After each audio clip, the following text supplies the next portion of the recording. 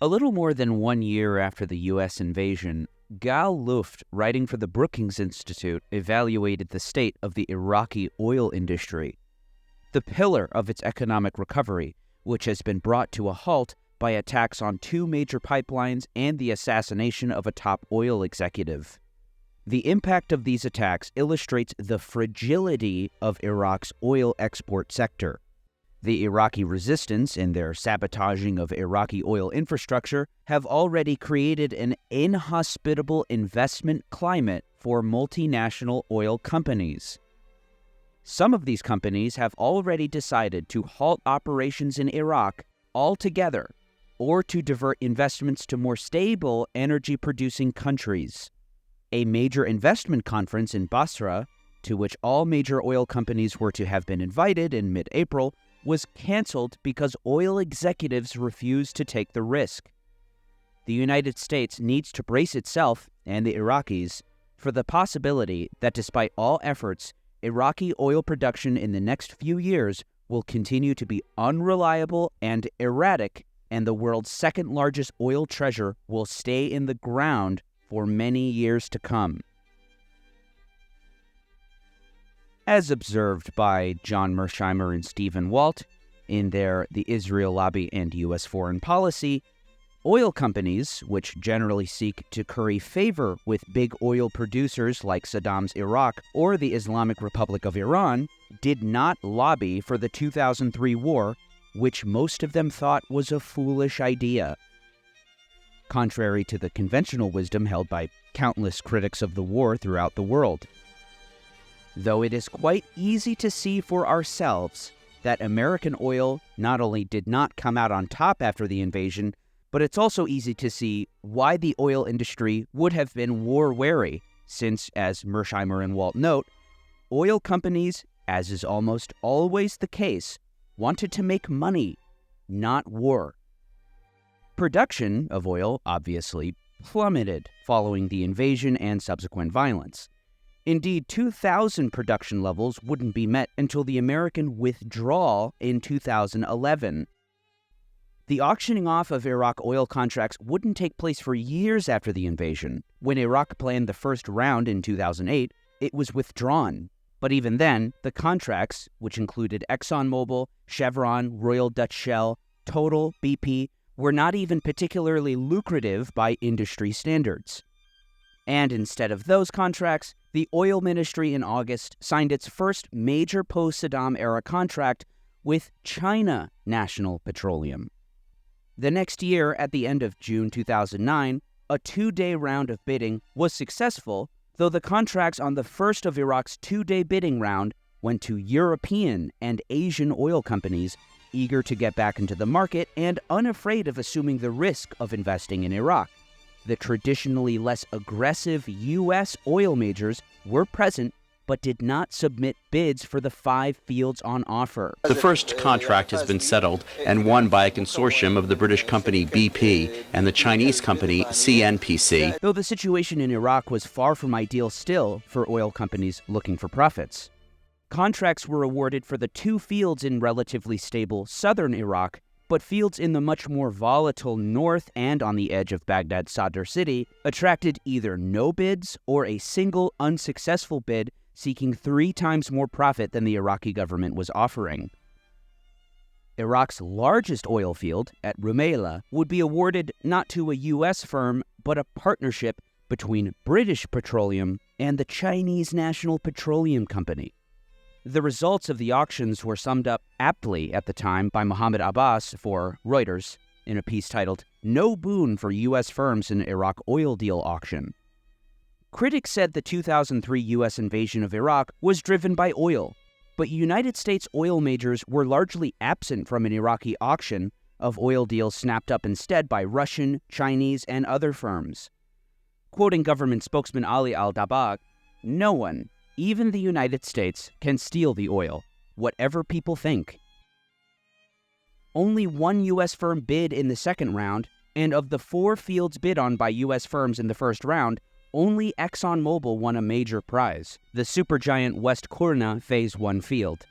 U.S.-based Occidental came away with a quarter stake in a consortium that won a contract for the giant Zubair field. By contrast, Chinese state oil firms were involved in every first-round bid and made a strong showing in the second. So U.S. firms won only one of 6 major oil fields. The other 5, representing several million barrels per day of potential output, went to European, Russian, and Asian oil companies. The one major U.S. contract went to ExxonMobil. But even this contract would ultimately go to PetroChina, unofficially in 2018 and finally officially in January of 2024. Saddam Hussein's Iraq was protectionist and closed to Western foreign investment, though upon being forced open, American companies got a much smaller slice than many appear to believe. A helpful visual can be found in an article for the Contemporary Review of the Middle East Journal, written by Sujata Ashwarya and Jamia Millia Islamia. In showing the deals from the first 2 rounds of auctions, we see 2 American companies out of some 16. U.S. firms were reluctant, as described earlier by Jane Araf for the Christian Science Monitor, regarding how the traditionally less aggressive U.S. oil majors did not submit bids for the 5 fields on offer. Indeed, history tells us that U.S. oil companies are less aggressive in terms of their tolerance to risk exposure on their investments. History also tells us that oil has taken a back seat in influencing U.S. foreign policy in the Middle East for many years now. 2 days after September the 11th, Deputy Secretary of Defense Paul Wolfowitz told the press, I think one has to say it's not just simply a matter of capturing people and holding them accountable, but removing the sanctuaries, removing the support systems, ending states who sponsor terrorism, and that's why it has to be a broad and sustained campaign. The next day, he told NewsHour, what we saw on Tuesday completely transforms the problem. We've got to think anew about this. The policies of the last 20 years, whether you think they were carried out effectively or ineffectively, obviously don't work. This is not going to be a problem solved by locking somebody up and putting them in jail. It's not going to be solved by some limited military action. It's going to take, as the President has said and Secretary Rumsfeld has said, a broad and sustained campaign against the terrorist networks and the states that support those terrorist networks. This language was echoed by a familiar face on September 12, 2002, in testimony before the U.S. Congress. Obviously, we'd like to see a regime change, at least I would, in Iran, just as I would like to see in Iraq. The question now is a practical question. What is the best place to proceed? It's not a question of whether Iraq's regime should be taken out, but when should it be taken out? It's not a question of whether you'd like to see a regime change in Iran, but how to achieve it. If you take out Saddam's regime, I guarantee you that it will have enormous positive reverberations on the region. The more victories you amass, the easier the next victory becomes. The first victory in Afghanistan makes a second victory in Iraq that much easier. The second victory in Iraq will make the third victory that much easier too, but it may change the nature of achieving that victory. It may be possible to have implosions taking place. I don't guarantee it, Mr. Turney, but I think it makes it more likely, and therefore I think the choice of Iraq is a good choice. It's the right choice. In a November 2002 interview with the Times of London, Prime Minister Ariel Sharon called on the international community to target Iran as soon as the imminent conflict with Iraq is complete. Mr. Sharon insisted that Tehran, one of the axis of evil powers identified by President Bush, should be put under pressure the day after action against Baghdad ends because of its role as a center of world terror. On May 8, 2003, just little more than a month into the U.S. invasion, Stephen Weissman at the New York Times reported the first hints of this broad campaign spreading. It's not just that Iran is speeding up its nuclear plans, an administration official said. It's also that we've only recently learned some things about their program that have been going on for 2 years. There's also a lot of hammering from the Israelis for us to take this problem seriously.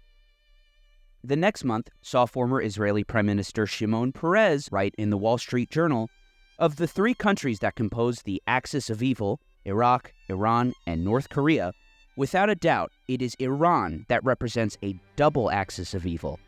It serves as the largest terror nucleus in the Middle East, and also possesses a selection of nuclear resources, plutonium, enriched uranium, and centrifuges. Additionally, Perez writes, the Iranians fund, arm, and train Hezbollah, a terror organization par excellence. They give Hamas and Islamic Jihad a hand in carrying out acts of terror inside Israel. Perez sounds the alarm using the most compelling of analogies. Imagine how Europe would have fared had Hitler succeeded in developing nuclear weapons ahead of the United States. Now, oil interests can hardly be cited as a motive for war with Iran. History tells us that Big Oil never wanted sanctions on Iran, let alone war.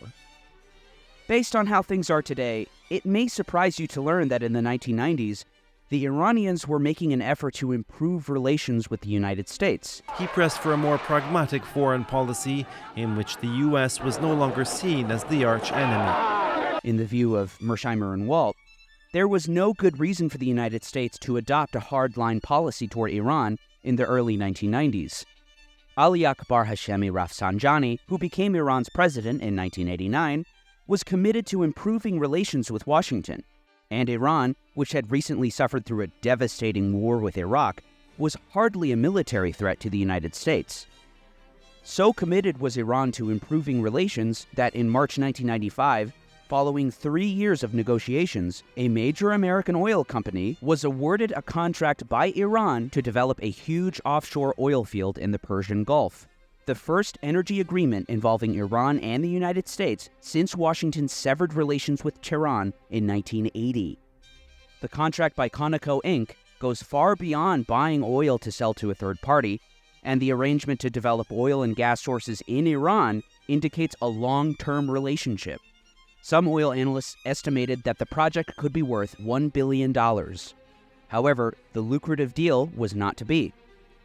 President Bill Clinton killed the deal by issuing an executive order, banning American companies from producing oil in Iran, thus blocking Houston-based Conoco Inc.'s deal. Clinton revealed the same year in a speech at a World Jewish Congress dinner. Last month, after the Conoco company announced a $1 billion contract to help Iran develop its oil reserves, I was prepared to stop the project by signing an executive order banning any United States firms from financing, supervising, or managing Iranian oil reserves. But Conoco ultimately decided to abandon the deal. And let me add that one of the most effective opponents of that was Edgar Bronfman. Edgar Bronfman, the longtime head of the World Jewish Congress, a powerful fixture of the American Israel lobby. He also spoke of his subsequent executive order banning all trade or financial investments with Iran. I am formally announcing my intention to cut off all trade and investment with Iran, and to suspend nearly all other economic activity between our nations. Of course, other organizations in the lobby also mobilized to kill the billion-dollar deal. Indeed, the Israel lobby has long worked to isolate Iran and strangle them economically. Prominent neoconservative Kenneth Pollack, a senior fellow at the American Enterprise Institute, describes in his The Persian Puzzle, published in 2004, the key source of aggressive foreign policy toward Iran during the Clinton administration. Throughout the Clinton administration, but especially early on, it was often Israel's security concerns and the interrelated needs of the peace process that were the main prods to U.S. action on Iran. Therefore, under Clinton, a new policy was developed, known as dual containment, which was devised by Clinton's first senior director for Near East and South Asian affairs at the National Security Council, Martin Indyk. Indyk was also at one point a senior research director at the American Israel Public Affairs Committee, AIPAC. In a speech to the organization he founded, the Washington Institute for Near East Policy, Indyk laid out the policy of dual containment. The Clinton administration's policy of dual containment of Iraq and Iran derives in the first instance from an assessment that the current Iraqi and Iranian regimes are both hostile to American interests in the region.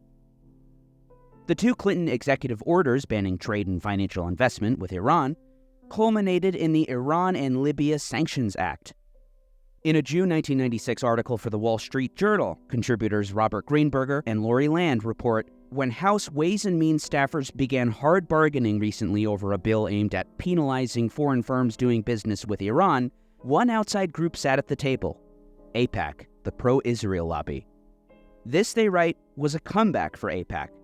Indeed, after years of declining influence and Iran sanctions bills languishing in Congress, things turned around when, thanks partly to an AIPAC research paper shared with the White House, the administration learned to its embarrassment that U.S. oil companies were Iran's biggest customers by far. Naturally, these American customers weren't thrilled with this loss in revenue. Mr. Vice President, in June of 2000, when you were still CEO of Halliburton, you said that U.S. businesses should be allowed to do business with Iran because, quote, unilateral sanctions almost never work. The Vice President, as you pointed out, spoke out loudly for lifting the sanctions on Iraq. John Kerry and I believe we need to strengthen the sanctions. Democratic vice presidential candidate John Edwards criticized Cheney in Tuesday night's debate for his position on Iran during the 1990s. Vice President Dick Cheney, who has called Iran the worst leading exporter of terror, pushed to lift U.S. trade sanctions against Tehran while chairman of Halliburton Co. in the 1990s. He did so in a speech for the Cato Institute regarding the Caspian Sea area. It is a region rich in oil and gas. Unfortunately, Iran is sitting right in the middle of the area, and the United States has declared unilateral economic sanctions against that country. As a result, American firms are prohibited from dealing with Iran and find themselves cut out of the action. He went so far as to call sanctions extraordinarily clumsy policy tools. Of course, he thought so. He led an oil company. Why the change of heart? We may well want to go to the UN Security Council and ask for even tougher sanctions if they don't live up to their obligations. We need to strengthen the sanctions. From against sanctions to competing with his 2004 Democratic opponent John Edwards for who can be the most tough on Iran. A clue as to why can perhaps be found in this summary from Edwards of Iran's real threat. It's important for America to confront the situation in Iran because Iran is an enormous threat to Israel and the Israeli people. Indeed, this was echoed in kind by the president himself 2 years later at the City Club of Cleveland. The threat from Iran is, of course, their stated objective to destroy our strong ally, Israel. That's a threat, a serious threat. It's a threat to world peace. It's a threat, in essence, to a strong alliance. I've made it clear, I'll make it clear again, that we will use military might to protect our ally, Israel. And this rhetoric prompted calls to tone down language invoking Israel as the catalyst for aggression toward Iran. Writes Ori Nir for the foreword, Jewish community leaders have urged the White House to refrain from publicly pledging to defend Israel against possible Iranian hostilities. Messages were passed to the White House through several channels, Jewish activists said, and it seems to have worked. Speaking before the annual conference of the American Jewish Committee in Washington last week, President Bush talked about America's commitment to prevent Iran from obtaining a nuclear weapon. But he did not link the two, as he has several times in recent months. One of these activists, Nir writes, was none other than Abraham Foxman, longtime national director of the pro-Israel Anti-Defamation League. We are basically telling the president, we appreciate it, we welcome it, but hey, maybe you shouldn't say it that often or that loud. Within the Jewish community, there is a real sense of thank you, but no thank you. Malcolm Hoenlein of the Conference of Presidents of Major American Jewish Organizations, which comprises the 50 largest Israel lobby organizations, complained, the linkage to Israel is not a good idea, because then the Iranians say, you see, it's the Zionists driving this. As much as we appreciate it, the question is whether it's beneficial to tie this to Israel. However, behind the scenes, Israel and members of the pro-Israel lobby were a critical source of hawkish policies toward Iran. Writing for the January 24, 2005 issue of The New Yorker, Seymour Hersh named a familiar neoconservative face inside the administration. There has been close and largely unacknowledged cooperation with Israel. The government consultant with ties to the Pentagon said that Defense Department civilians, under the leadership of Douglas Feith, have been working with Israeli planners and consultants to develop and refine potential nuclear, chemical weapons, and missile targets inside Iran. Douglas Feith, of course, the neoconservative number 3 at the Pentagon at the time, under Paul Wolfowitz. Israeli Foreign Minister Silvan Shalom's statement to The New Yorker is a telling clue as to what prompted this cooperation. Israel cannot live with Iran having a nuclear bomb. Prime Minister Ehud Olmert appeared to echo the sentiment in what turned out to be an embarrassing episode from August of 2007. Olmert was quoted by the German Focus magazine as saying, "It is impossible perhaps to destroy the entire nuclear program, but it would be possible to damage it in such a way that it would be set back years. It would take 10 days and would involve the firing of 1,000 Tomahawk cruise missiles," after which his spokesperson denied he said it. It seems apparent that, absent Israel and the lobby, U.S. policy toward Iran wouldn't be so aggressive. This sustained confrontational approach has long been chided by top officials at the State Department and the military. During Olmert's tenure, the major report from the Iraq Study Group in December of 2006 actually recommended negotiating with Iran rather than confronting it. The Iraq Study Group included a number of veteran foreign policy bigwigs, being co-chaired by former Secretary of State James Baker. It also included former Secretary of State Lawrence Eagleburger and former Secretary of Defense William James Perry, Leon Panetta, and others. Dealing with Iran and Syria is controversial, the report concluded. Nevertheless, it is our view that in diplomacy, a nation can and should engage its adversaries and enemies to try to resolve conflicts and differences consistent with its own interests. Accordingly, the support group should actively engage Iran and Syria in its diplomatic dialogue without preconditions. Top military brass also staunchly opposed war with Iran. The Times of London reported in February 2007 that some of America's most senior military commanders are prepared to resign if the White House orders a military strike against Iran. The Sunday Times has learned that up to 5 generals and admirals are willing to resign rather than approve what they consider would be a reckless attack. James Schlesinger once summarized the situation in Washington. "It is scarcely possible to overstate the influence of Israel's supporters on our policies in the Middle East." Schlesinger was speaking as a former Secretary of Defense under Nixon and Ford. He was also briefly CIA director as well. Of course, the lobby didn't disappear overnight as Bush left the White House and Barack Obama was sworn in as 44th president. Near the end of his 2 terms in office, M.J. Rosenberg, a former AIPAC employee and contributor for The Nation, wrote of his former employer's efforts to torpedo the Iran nuclear deal. He elaborates, "The extent of its efforts to defeat the deal was unprecedented even for a lobby known for its no-holds-barred wars against past White House initiatives it considered unfriendly to Israel." AIPAC and its cutout Citizens for a Nuclear-Free Iran reportedly budgeted upwards of $20 million for a campaign that included flooding the airwaves with television spots. Congress should reject a bad deal. America can't risk more concessions. Buying full-page newspaper ads, arranging fly-ins of AIPAC members to Washington, organizing demonstrations at offices of AIPAC-friendly members of Congress who were believed to be wavering, and ensuring that problematic legislators were officially warned by precisely the right donor. AIPAC could not afford to lose. That is because imposing and then maintaining sanctions on Iran has been the primary focus of the lobby for 2 decades. It was in 1994 that AIPAC published a 76-page policy document, Comprehensive U.S. Sanctions Against Iran, calling for legislation to impose a full embargo on trade with Iran. By 1996, the AIPAC drafted Iran sanctions bill was law. Killing the Iran nuclear deal failed, but only initially. AIPAC won huge with Obama's replacement, whose administration included key members of the American Israel lobby. Aside from backing out of the nuclear deal as well as reimposing punishing sanctions, Donald Trump's administration sought to ramp up military action against the Islamic Republic as well. The New York Times' Mark Mazzetti and veteran Israeli journalist Ronen Bergman described what they called the secret history of the push to strike Iran in 2019. In July of 2017, the pair write, prominent members of Trump's cabinet spent the early months of the administration pushing the mercurial president to negotiate a stronger agreement rather than scotch the deal entirely.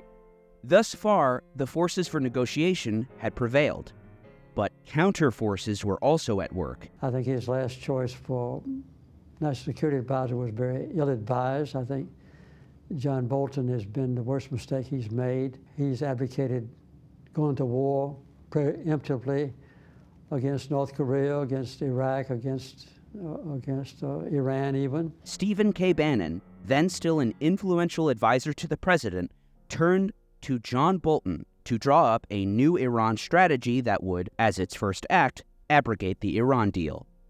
As I said in my last Israel lobby video about the invasion of Iraq, Bolton has a long history and is a key mouthpiece for the lobby. He would serve as the ambassador to the United Nations for Bush, as well as a scholar for the Project for the New American Century, the American Enterprise Institute, and the Jewish Institute for National Security Affairs. He was also one of the architects of regime change in Iraq. In May 2006, while UN ambassador for the U.S., Israeli ambassador to the United Nations Dan Gillerman joked Bolton was a secret member of Israel's own team at the United Nations. The secret is out. We really are not just 5 diplomats, we are at least 6, including John Bolton. In 2015, the New York Times published his op-ed calling to bomb Iran. Time is terribly short, but a strike can still succeed. The United States could do a thorough job of destruction, but Israel alone can do what's necessary. Such action should be combined with vigorous American support for Iran's opposition aimed at regime change in Tehran.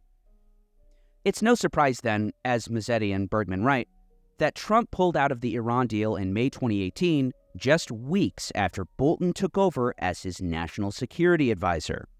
Mazzetti and Bergman revealed that in 2007, Prime Minister Ehud Olmert was cool-headed about the prospect of a nuclear Iran, saying just as Pakistan had the bomb and nothing happened, Israel could also accept and survive Iran having the bomb.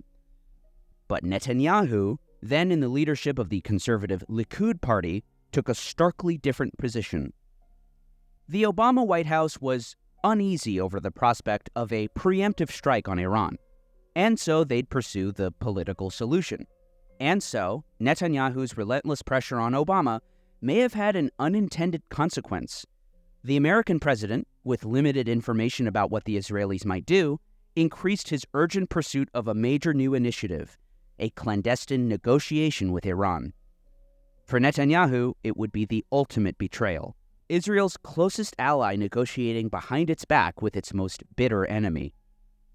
The deal proved to be a point of rage for Netanyahu, and in November 2013, Bibi apparently began shouting at U.S. Secretary of State John Kerry inside an airport lounge at Ben Gurion Airport in Israel, angered that, in his view, the United States had gone back on promises to Israel about elements of the deal. Asked about the incident, Netanyahu says, "I don't raise my voice." Nothing Netanyahu could say was convincing the president to back out of the nuclear deal. The American president would often return to 2 estimates that the Pentagon had made for him. An Israeli strike would set back Iran's enrichment program by only a year or 2, but the proposed nuclear deal would suspend it for a decade or more, and even after that, Iran would still be prohibited from building a bomb. Netanyahu wasn't buying it. He would boldly rebuke Obama in front of Congress in March of 2015. It's a very bad deal. We're better off without it.